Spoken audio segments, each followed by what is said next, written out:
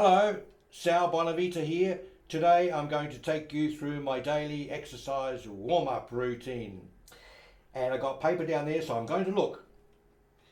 I got stretches, arpeggios, tremolo, rasgueado, a bit of picado, and then I start practicing music.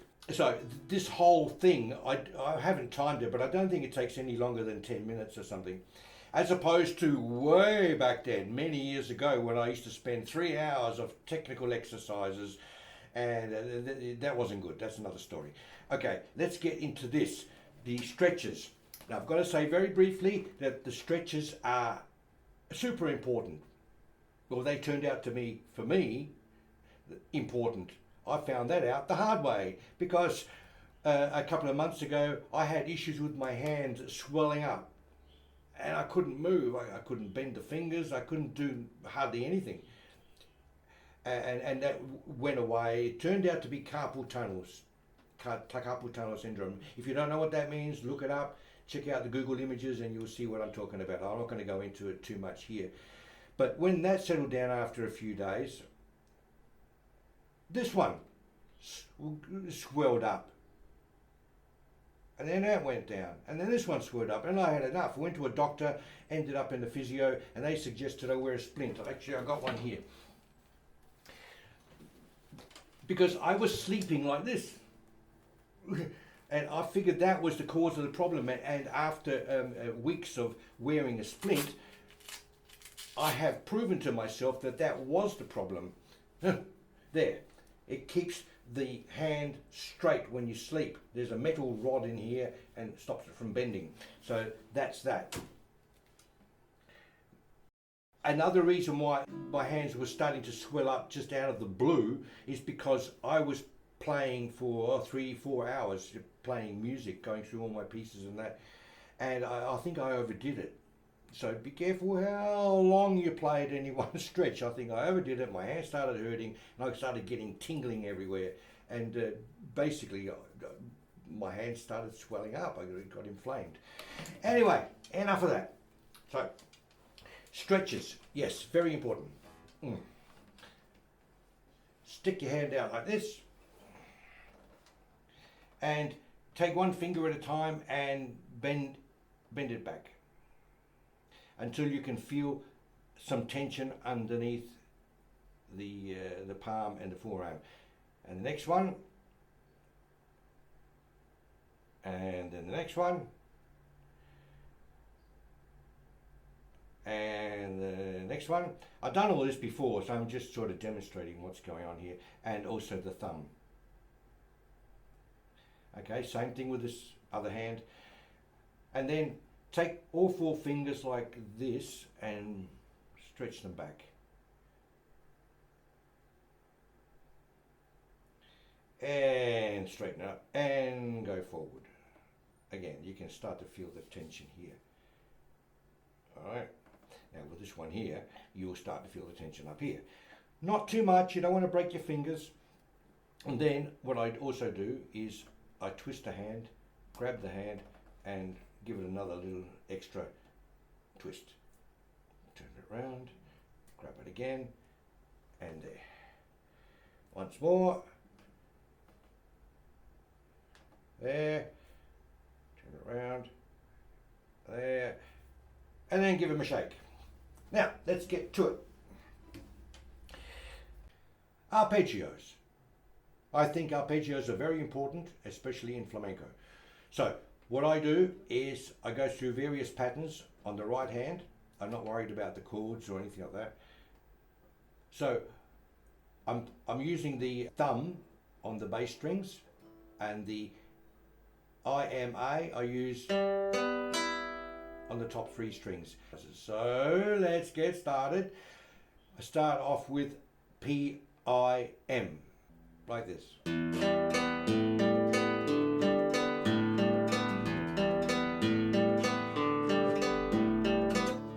And then PIA,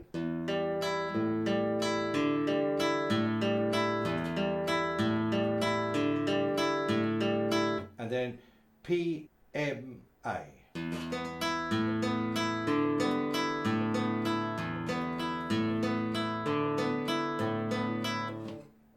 and then P-I-M, P-I-M-I, P-I-M-I, P-I-M-I, P-I-M-I, P-I-M-I, P-I-M-I, and then P-I-A-I,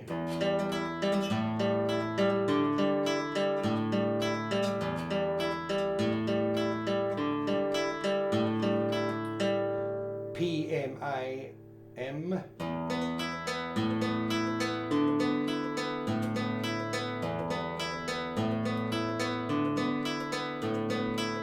and then go through those again, but this time reverse. Reversing the pattern, like for example, P-M-I-M.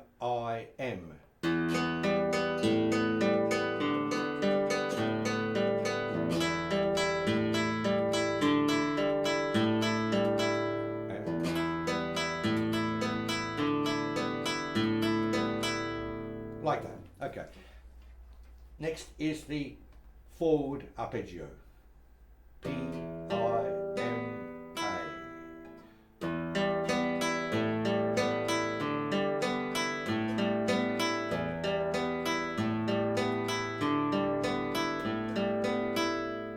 And then P-A-M-I.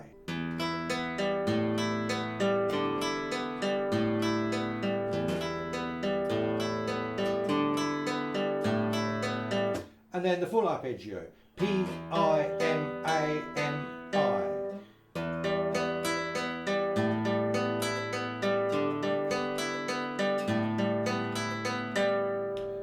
And of course you can do it a little bit faster.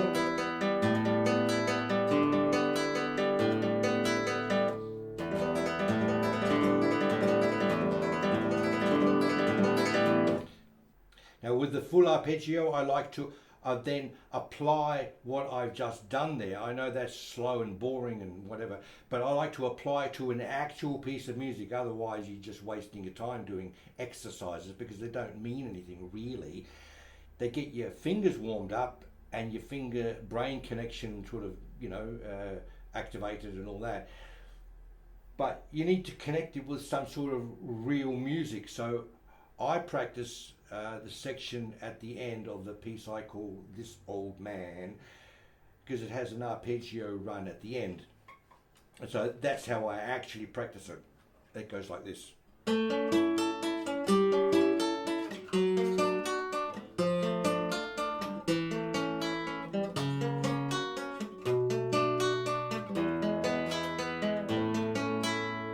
Bit faster. Oh, a bit faster.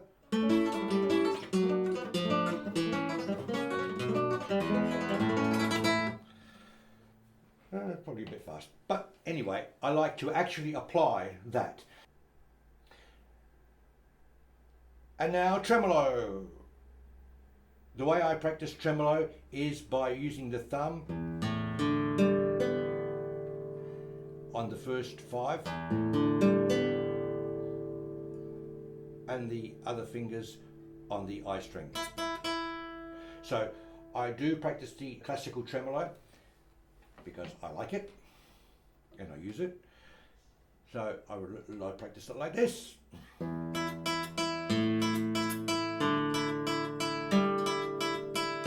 notice that it's very staccato. Bop, bop.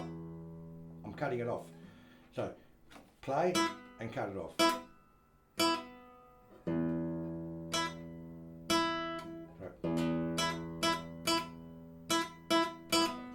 Right, like this.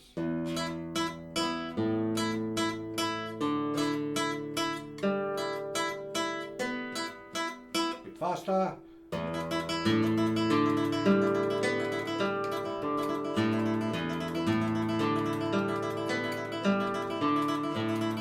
Bit faster again.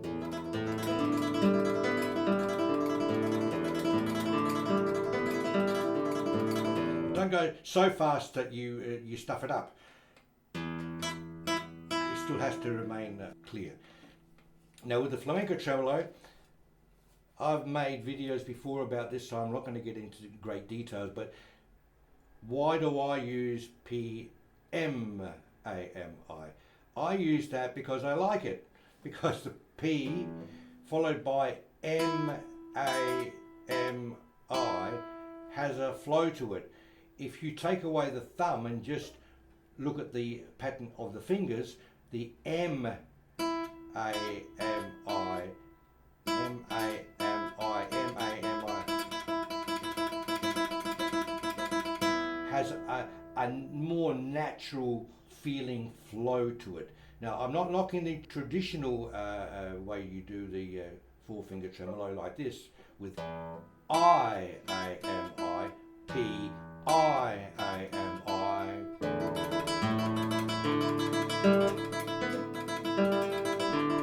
Now, the reason I don't do that, and I prefer the other one, is because if you take the thumb away from the P-I-A-M-I, it sounds like this, and just use the fingers, it's like I-A-M-I, I-A-M-I, I-A-M-I, I-A-M-I. You see how I'm doubling up on the I finger? I-A-M-I, I-A-M-I. To me, that feels a little bit uncomfortable. Now the M-A-M-I is not as unusual as what you think, but it's just that most of these traditional players use I-A-M-I. And I think the reason for that is it sort of evolved from the classical tremolo, which is simply A-M-I. So they've just tacked an extra finger on it, which is the I, and then the classical tremolo, I don't know the reasoning. Doesn't really matter. So I practice again like this.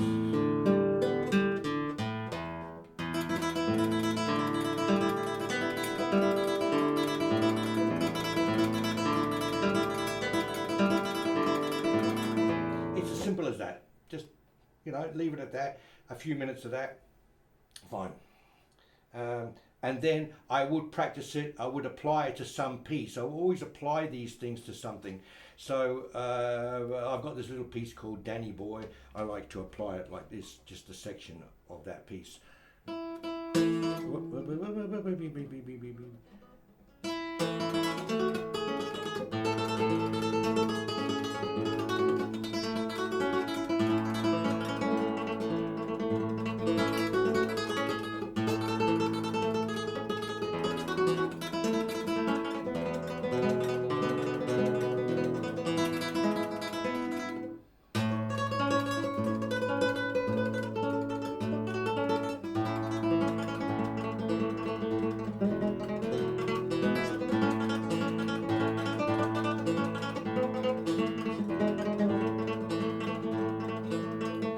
A little bit rough, but you know that you get the idea.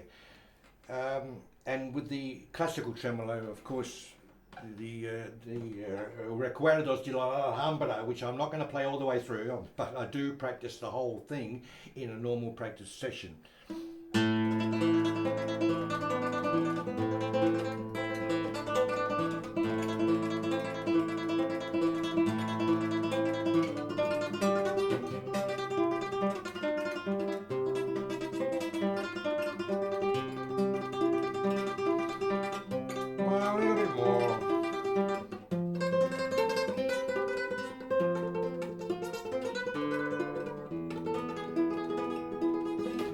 That's really rough. I'm having a bad day. Okay, never mind all that.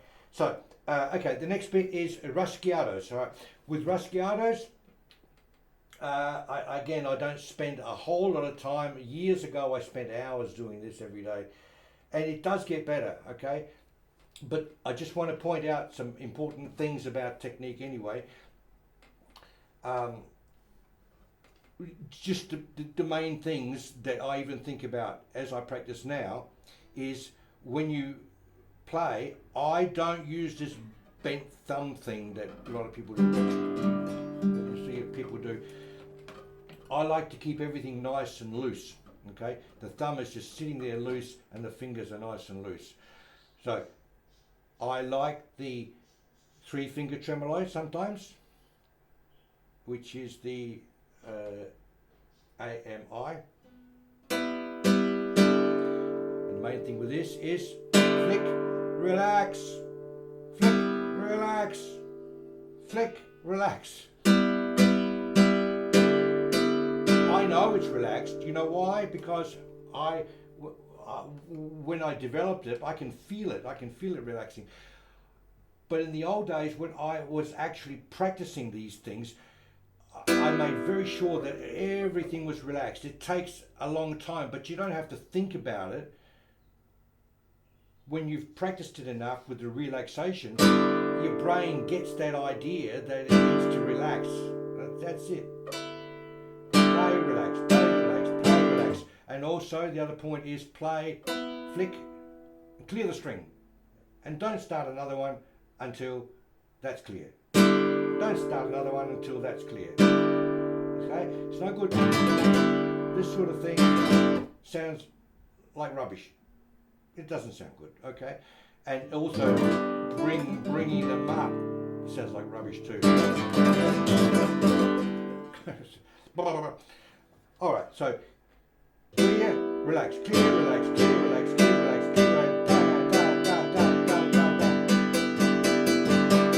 That's the 3-finger one. The 4-finger one is the pinky. Now that's a bit more tricky because that flicking can be really hard when you first start.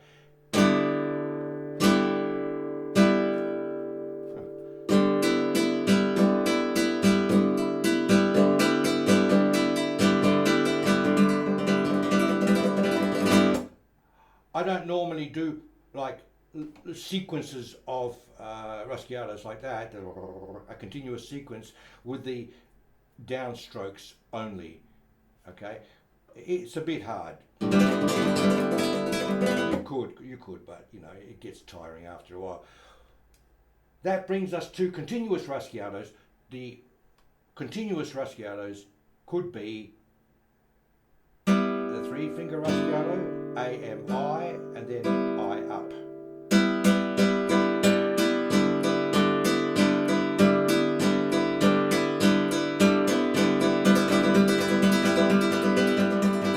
Now, I'm showing you like I'm playing slow and then I'm playing fast.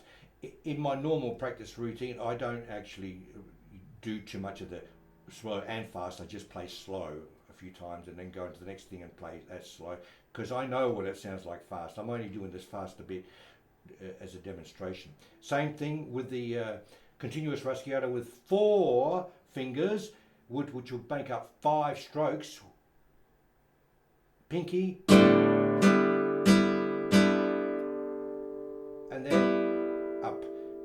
Okay. 1, 2, 3, 4, 5. 1, 2, 3, 4, 5. 1, 2, 3, 4, 5. Let's put a chord in there. Let's make it E major.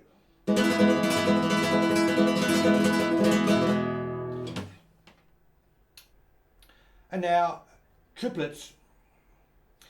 This is my favourite. I'm going to use an E major chord up here to make it sound better. Up with the thumb, down with the middle, and down with the thumb.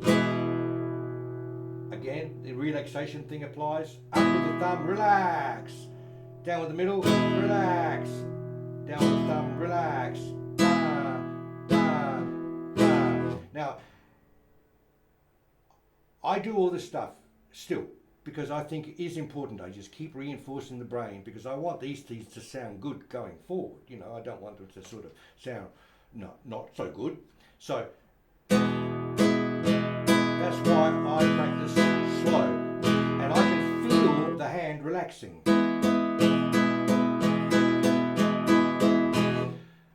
And the triplet Rasgueado on its own, up with the thumb, middle and down, is actually useless if you don't add an extra one up. So it is a triplet with regards to the actions, but there is an extra stroke up to complete the cycle. So if you look at it like a sequence, yes, it's a sequence of triplets. 1, 2, 3, 1, 2, 3, 1, 2, 3, 1, 2, 3, 1, 2, 3, 1, 2, 3. But where does it end? If you were to only do one triplet, it needs to end with an extra upstroke. So it's really essentially a 4-stroke. Da, da, da, da.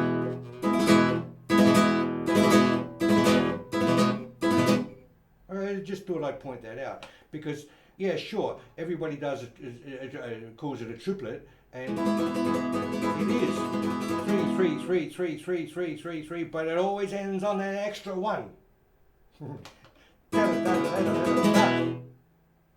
On the beat. Another thing I like to do with triplets is, instead of where it ends up on the downbeat of a note, 3 1 3 1 3 1 3 1, you could also do that, which means that the 3 strokes of the triplet plus that one are squished together to allow that slap to land on the note and not just that one. Here it's 3 1. Here it's 3 1.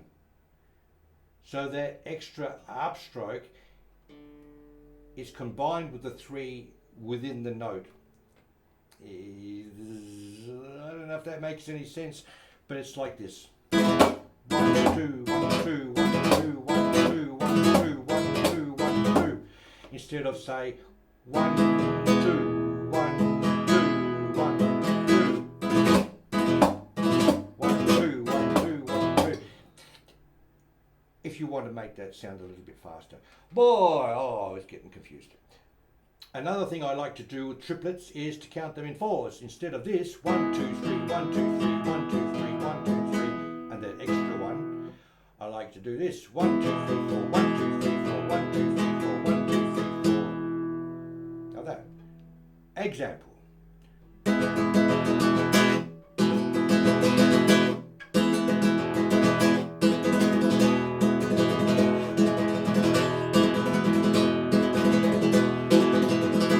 Get the idea? I hope so. Let's not get too confused. Let's go on to the next bit, and that is Picado. Okay, now with Picado, I just keep it simple. Okay, and as far as it goes, I don't do too many scales. You could do a scale like the E major 3 octave scale like this.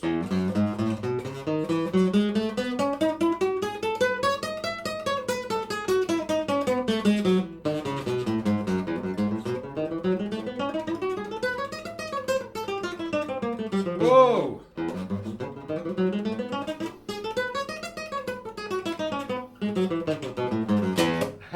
Nobody's perfect, right? But instead of that, I like to practice scales within a piece that I already know.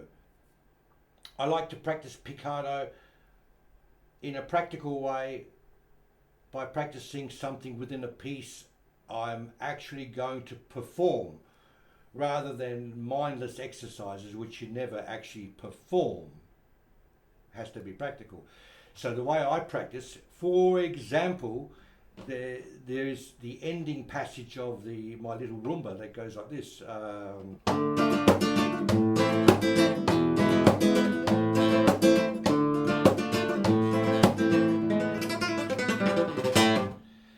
The way I would practice that, I know that's got a slur in it, but with Picado practice, I leave the slur out. I would go like this.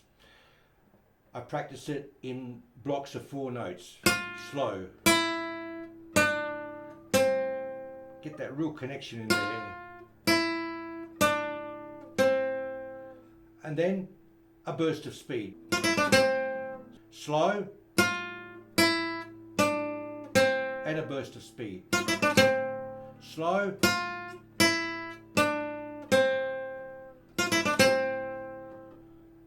Next 4 notes.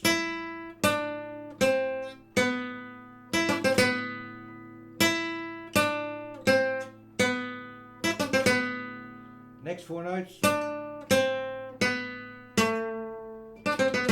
Each time making that connection.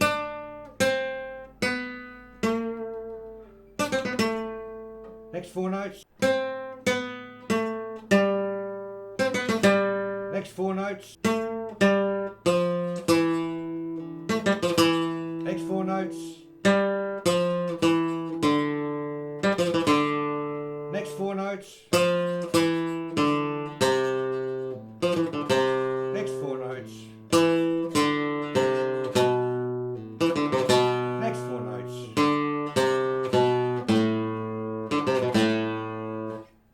You can do the same thing with anything you're practicing. So that's basically it for Picado. And then I would start practicing actual pieces of music that you might be learning or studying or something, because more often than not, all these techniques are in the music itself. So rather than spend hours practicing mindless exercises in technique, you're better off spending the time going through pieces of music that has got this stuff in it, nice and slow, and then just practicing the thing over and over. And a good example of how all these exercises are incorporated as techniques into a single piece is the little Rumba I uploaded recently, which is in this video. Go and check it out. See you later.